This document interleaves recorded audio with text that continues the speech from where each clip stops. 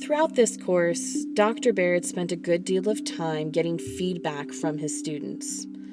One day, he presented students with an aggregated list of their responses to a questionnaire, and something a bit unexpected happened.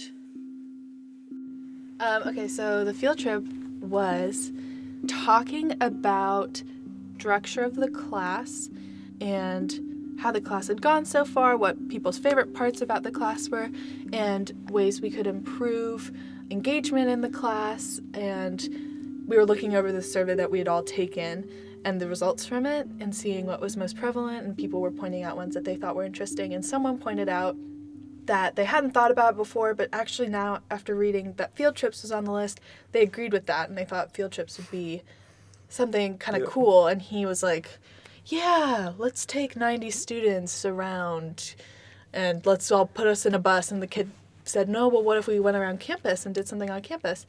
And he was like, you're right, let's go. And we all just got up and walked into the hallway. Care to take it away from there, Chris? In a word, okay, 2 words, unexpectedly beautiful. Oh. Because it was something I thought he was just throwing together, but he also somehow tied into this beautiful message. I think it was That's book the flip things. boxes. Yeah. I think it was each one should be your own major, something each picture symbolizes your own major in separate, different categories. It was like what you should do, what they should have you do, is have a bunch of different pictures from a bunch of different, like that don't match up basically in the same thing.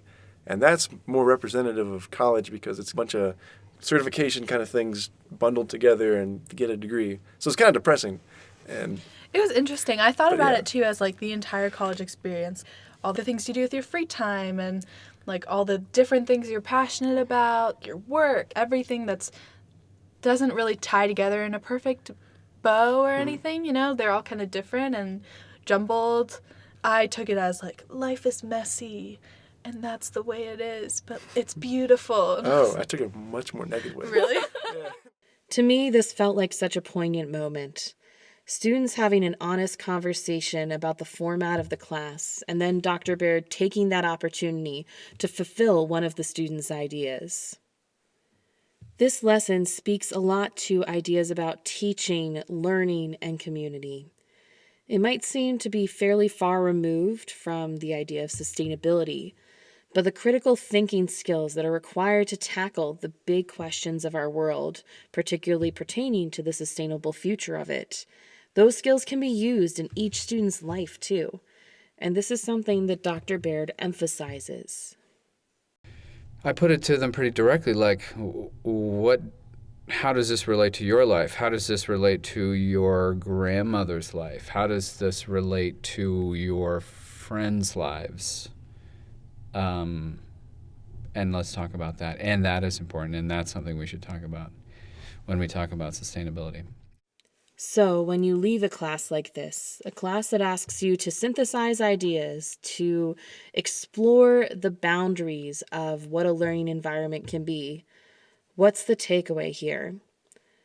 I think I'll close with Abby's thoughts on what she took away from Dr. Baird's class. I think one thing that I take away from the class, not necessarily just like content-wise, but more of a way of thinking, is just to like continue to think about things after class, in your other classes, when you're brushing your teeth, when you're making a meal with friends. Like there's no time where you should be excluding one thought from your life because you're not in class. I think that's really valuable, and I'm not saying I haven't done it before, but because he emphasizes it so much, it is a good reminder in my day to always be trying to. I think you're not going to learn if you just sit in a classroom. You have to learn by pondering things even more and evaluating what you've been thinking about, and then evaluating that again, and then sharing it with other people and seeing their thoughts. So I think I definitely would take that away from this class and use that in my future learning and endeavors. Learn, think, share, repeat. An appropriate end to our active learning story. Thank you to all the participants of this project. I appreciate the time that you've given to this exhibit, and I've learned so much from our work together. I also want to thank all of our viewers. I hope you've enjoyed the series. For more information on the class and the Active Learning Curation Program, please check out the links in the description below. Until next time, this has been Seeking Sustainability, an Active Learning Story.